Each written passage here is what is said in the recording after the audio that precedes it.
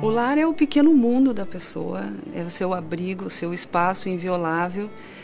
Se nós formos olhar na história da humanidade, as guerras foram feitas em nome da propriedade, da busca de espaço. As pessoas buscam o espaço. E isso se reflete até hoje, né? Hoje, quando a gente fala para a pessoa, mas você pode ter um imóvel alugado, não necessariamente um imóvel comprado, vai ser o seu lar, não é a mesma coisa. A pessoa quer a garantia de que ela vai estar lá, aquele é o seu local, lá é a sua proteção, ninguém pode tirá-la de lá. É uma situação de muito maior estabilidade do que em qualquer outra hipótese de habitação. Então, quando a pessoa pede a moradia, realmente o que ela vem buscar é o abrigo, é a estabilidade, é a segurança dela. O direito à moradia, ele é um direito social que ele está no rol do artigo 6º da Constituição Federal, juntamente com outros direitos, direito à saúde, à educação, à segurança pública, lazer.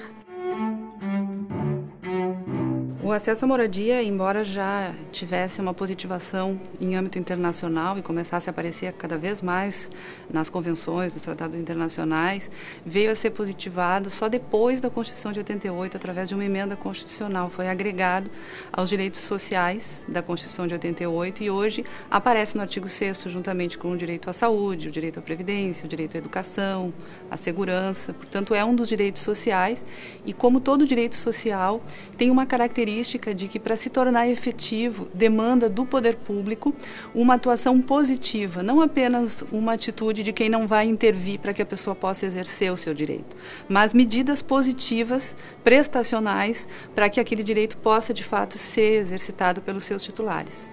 A moradia adequada, ela não existe assim um parâmetro. A moradia adequada seria aquela que respeita a dignidade da pessoa humana, cada qual, né, dentro da sua possibilidade, do seu contexto socioeconômico.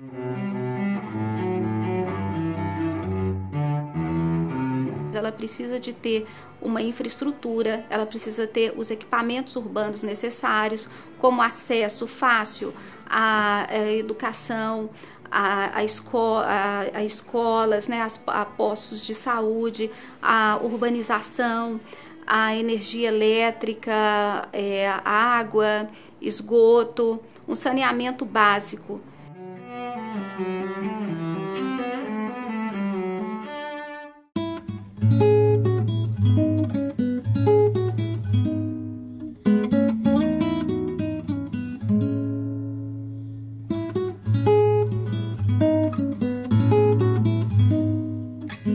Essa fundação, ela ganhou um terreno do estado de Minas Gerais e construiu a sua sede. E aí criou-se a Fundação Navantino Alves em 87. Essa fundação, ela era destinada a atendimento materno-infantil, até que, com as mudanças de política de saúde do início da década de 90, ela faliu. E daí surge o problema da fundação dentro do judiciário. E esse processo se arrastou por 17 anos. Vindo parar na Justiça Federal em 2006, por ordem do Supremo Tribunal, que entendia que a Caixa, por ter financiado uma parte muito pequena de uma das reformas do imóvel, ela tinha interesse, como a Caixa, empresa pública federal, o foro que ela litiga é a Justiça Federal. E aí o processo veio aqui para a Justiça Federal com essa finalidade, né? Fazer a desocupação da fundação, retirar as famílias que passaram a ocupar os seus espaços e extinguir a fundação. Os primeiros ocupantes eram ex-empregados da fundação e, a partir disso ali, outros ex-empregados começaram a frequentar e esses ex-empregados começaram a franquear a entrada para os prédios da fundação de outros moradores. Trouxeram famílias inteiras do interior, passaram até a comercializar esses imóveis no início, inclusive médicos usavam as dependências da fundação com fins comerciais para continuar até usando os equipamentos que a fundação tinha, de raio-x, etc. Eu trabalhava na rua, né, como ambulante. Olha, no princípio a gente não tinha água, não tinha luz, né? Eu buscava água no parque municipal, na igreja, né, aos baldes. Era muito cansativo, muito cansativo. Luz a gente conseguiu puxar gato. A gente conseguia salas, né? Tinha um senhor que tomava conta. Que ele tomava conta para ninguém invadir, né, o espaço, né, o local. E a gente foi adquirindo salas. Era R$30 a sala na época. Foi onde eu consegui, né, 3 salas. Eu fazia quarto, cozinha e a sala. A fundação inteira tinha só 8 unidades de moradia com banheiros próprios. O resto, eles usavam banheiros comunitários da própria fundação. Então, você tinha moradias que era uma mini sala ou um antigo depósito de 2x3, 4x4 no máximo, sem banheiro, sem luz, porque lá também não tinha luz, e que era usado para moradia de uma criança, por exemplo, com a mãe. Então, as condições de moradia da fundação, elas eram extremamente precárias. Um dos argumentos jurídicos principais que a Defensoria Pública usa na defesa dessas pessoas, né? Que o direito de moradia é um direito que tem aplicabilidade imediata e, portanto, numa situação como essa, as pessoas não podem ser vistas como objeto. Então, elas, mesmo que elas tenham de ser deslocadas, isso não pode ser feito atropelando o direito de moradia dessas pessoas, né? Porque a missão constitucional da Defensoria Pública é a defesa dos hipossuficientes, daqueles, principalmente daqueles que têm uma condição econômica menor, né? Nós precisamos encontrar uma solução que beneficiasse as pessoas mais vulneráveis, mas ao mesmo tempo que favorecesse uma saída negociada daquela situação. Para resolver esse processo, a primeira questão que pautou a condução da Justiça Federal foi a compreensão de que não era simplesmente um problema jurídico. E foi determinada uma inspeção judicial em que todas as partes participaram e que o conhecimento do real problema permitiu a construção de uma solução. A partir daí, começou a se construir com as partes do processo esse entendimento que a gente precisava avançar, né? A solução jurídica era muito simples, era muito mais simples para o judiciário proferir uma sentença, uma decisão, extinguindo a fundação, mas eu tinha a convicção que isso não solucionaria o problema, né? Eu continuaria com o prédio invadido, eu continuaria com as famílias vivendo em situação precária, eu continuaria com o prédio subutilizado. Ele não era uma moradia digna, então ele também não atendia as famílias. E as famílias, elas não tinham essa percepção, né, que elas tinham direito a muito mais do que aquela casa extremamente suburbana, improvisada, com as crianças vivendo no meio de roedores. Lá era muito inseguro. Hoje você dormia, você abria a janela, você olhava, porque a gente tava aquela pressão de sai, não sai. Entendeu? O dia que a gente chegou, estava tudo cercado, cheio de polícia, entendeu? Pra gente sair. Então, assim, foi uma situação desesperadora, né?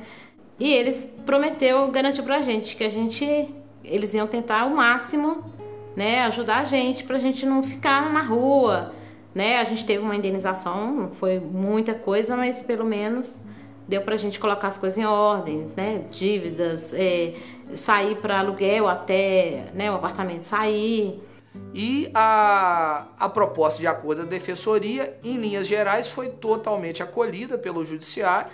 Nós identificamos que haveria um teto para os valores envolvidos. Nós agregamos na proposta alguns benefícios não em dinheiro, né? Havia a possibilidade de que a pessoa tivesse uma alocação prioritária no programa Minha Casa Minha Vida, havia um auxílio para mudança, no dia que as pessoas tiveram que sair, elas contaram com auxílio de mudança, havia um apoio para as crianças, um trabalho com as crianças que estavam na área, um trabalho com a prefeitura para que as crianças que estivessem frequentando escolas aqui no entorno, no entorno do imóvel, né, elas fossem alocadas com mais celeridade em outras unidades educacionais. Então foi trabalhar isso com as famílias e explicar que mesmo que elas estivessem saindo daquela situação dali e indo para moradias mais distantes, porque infelizmente as moradias destinadas à população carente, elas são cada vez mais afastadas da região central, elas passariam a ser vistas novamente como cidadãos. Elas teriam endereço, o que elas não tinham até então. Elas teriam até como matricular seus filhos na escola, porque ali elas não tinham nem como indicar um endereço, porque elas não tinham endereço, não tinham conta de luz, não tinham nada da fundação. Então seria um resgate de cidadania. E isso foi trabalhado com as famílias, que elas perderiam com relação à localização, mas ganhariam em dignidade morando num local que seria adequado à moradia, o que não era a fundação. Na verdade, o poder público, principalmente o executivo, ele tem que executar as políticas públicas. E o judiciário, via de regra, ele não tem que interferir nisso. O que acontece, e tem acontecido com uma certa frequência, é que o poder público não tem sido hábil o suficiente para poder implantar essas políticas na velocidade que a sociedade demanda. E isso acaba vindo para o poder judiciário. Acaba sendo responsabilidade do Poder Judiciário solucionar o problema, porque a existência do Poder Judiciário ela se justifica na pacificação social. Então, diante de um caso como esse, não tem como eu falar em pacificação social simplesmente com uma ordem de desocupação, sem atentar para a observância dos direitos básicos daqueles cidadãos, por exemplo, o direito à moradia. Não em questão mesmo de uma indenização, porque não era nosso, né? A gente sabia que era uma coisa invadida e a gente tinha aquela esperança de ter uma ajuda. Acho que é o sonho de todo mundo, né? E a minha casa pra mim é tudo, porque eu sei que é uma coisa que eu vou deixar para os meus filhos, né? É uma conquista muito importante para mim, minha casa. O direito à moradia ele é um direito muito básico do cidadão e que está muito além de uma declaração de direitos, eu acho que da própria Constituição, né? Então, não é o fato da Constituição depois vir colocar como direito à moradia que isso tem que ser garantido pelo poder público e pelo poder judiciário. É um fato que a moradia ela traz dignidade, assim como o trabalho, e que isso precisa ser visto e ser respeitado por todos. Nós temos sempre projetos na área habitacional. O governo sempre adotou planos que implicam na concessão de financiamentos, de linhas de crédito, para que a pessoa que não tem recursos próprios possa adquirir com financiamento, com prazo bastante estendido, o seu imóvel.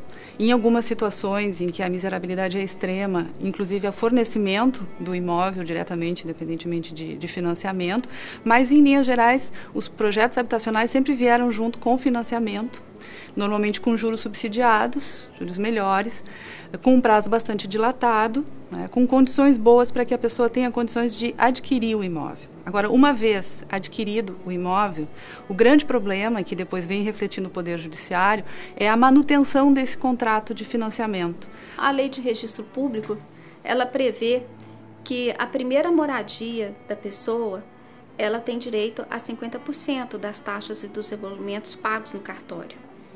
E depois teve uma lei posterior em que seria que o pagamento à vista não teria mais esse desconto, mas isso prevalece, a primeira moradia realmente ela tem o direito de nas taxas e os emolumentos do cartório, ela tem direito a ter um desconto de 50%.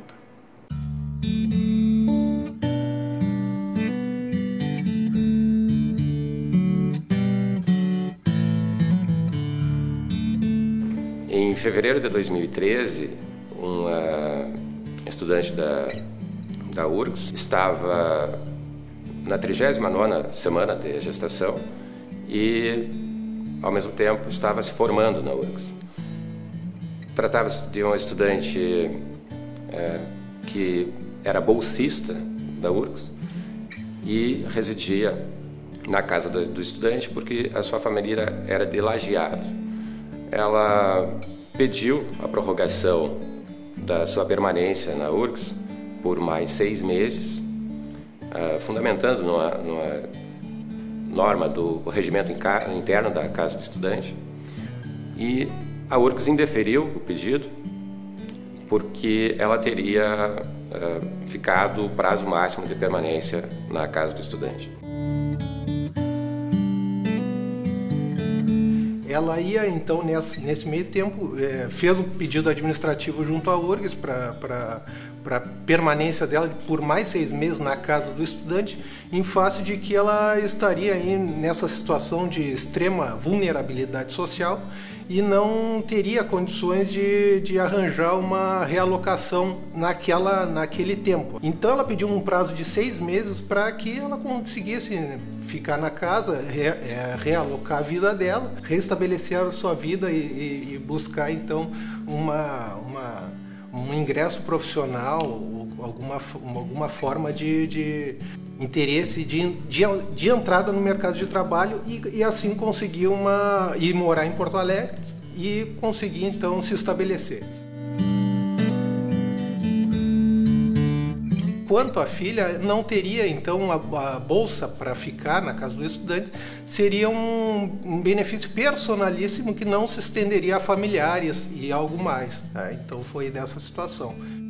Adiante, então, a gente verificou então, o regimento interno da Casa dos Estudantes da URGS e verificou que no artigo 50 do próprio regimento havia sim previsão regimental de que haveria então um prazo de carência de 6 meses após a conclusão do curso. De fato, então, com essa previsão regimental, com os princípios constitucionais norteadores dessa situação, direito à maternidade, assim, o interesse do menor, que não estaria em conflito, a gente, aqui na Defensoria, ajuizou a ação, pedindo antecipação de tutela e algo que foi postergado para a instrução do processo. Inicialmente foi indeferida liminar aqui na vara. Posteriormente, cerca de 12 dias depois da formatura, a estudante deu à luz e então foi deferida liminar para que ela permanecesse por mais 30 dias na casa do estudante.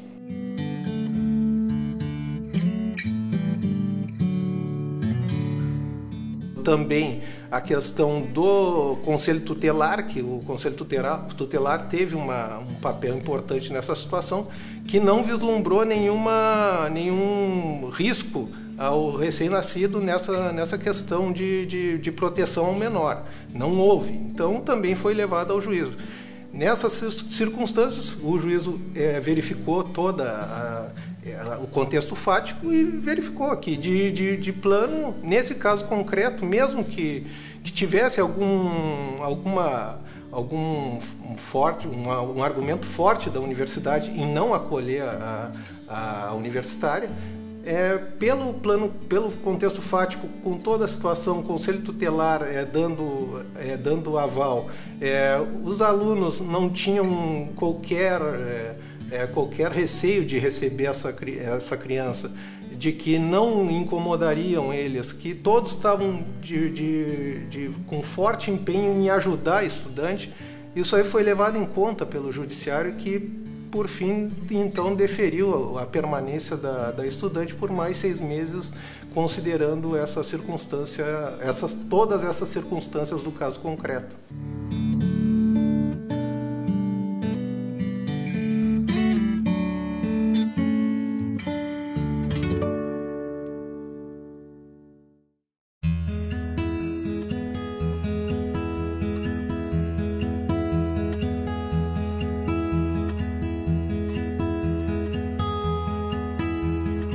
É de extrema importância uma casa própria para uma pessoa. Muitas pessoas levam anos, quase que a vida inteira, para conseguir adquirir um imóvel próprio.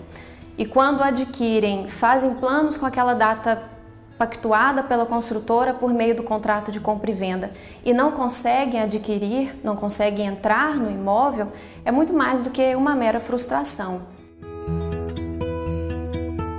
Bom, a Patrícia procurou a nossa equipe, demonstrando uma insatisfação em relação a uma compra que ela tinha feito de um imóvel que deveria ter sido entregue em outubro de 2009 e foi entregue em agosto de 2011. Durante todo esse tempo, ela passou pagando aluguéis que não esperava pagar e nos procurou questionando se havia alguma coisa a ser feita em relação a esse atraso em face da construtora. Parte desse período de atraso, mais de R$6.000 ele despendeu. E também teve a frustração, né, pela não entrega de ter o seu imóvel próprio, a angústia que às vezes o imóvel não será nem entregue quando o atraso é muito longo, né? O imóvel poderia até não, a entrega poderia não ocorrer. O juiz de primeiro grau sentenciou a favor da Patrícia, condenando a construtora em indenização por danos morais e materiais. A construtora recorreu, pois afirmava que não havia a configuração de danos morais. A 6ª Câmara Cível do Tribunal de Justiça do Estado de Goiás, no entanto, manteve a sentença de primeiro grau, condenando a construtora a pagar a indenização por danos morais e danos materiais, seguindo a jurisprudência não só daqui do Estado, mas também como de âmbito nacional. Em regra, o descumprimento de contrato não gera obrigação de dano moral, em regra, porque isso é da própria natureza dos contratos, né? Nas relações contratuais, a inadimplência pode gerar outro tipo de indenização, não de dano moral. Mas, nesse caso, eu entendi que realmente causa no adquirente da unidade uma frustração muito grande. Ele despendeu todas as suas economias, né, para realizar o sonho da casa própria, e há uma demora exacerbada nessa entrega. E o prazo é estipulado unilateralmente pelo vendedor. Então ele é que estipula o prazo. E o comprador, o que faz? Ele é uma relação de confiança, ele acredita que vai ser entregue naquele prazo, né? E como não foi, eu estabeleci uma indenização de danos morais na ordem de R$12.000. Porque supera um mero dissabor. É muito mais do que um simples aborrecimento do dia a dia. Fere a honra subjetiva do consumidor. A Patrícia esperava a entrega do imóvel na data prometida pela construtora, fez planos com a família contando com essa data, e o atraso na entrega, é claro, gerou muito mais do que simples aborrecimentos para ela. Em face disso, o consumidor pode procurar a justiça requerendo indenização por danos materiais e danos morais. E nós temos precedente na casa também. Aqui, o meu voto não é o pioneiro, nós já temos precedente nesse sentido. É a dignidade da pessoa humana, né? É o teto, né? Cada um seu teto, é a realização da família, né? O seu teto. Isso aí também foi um dos fatores que foi considerado na fixação do dano moral.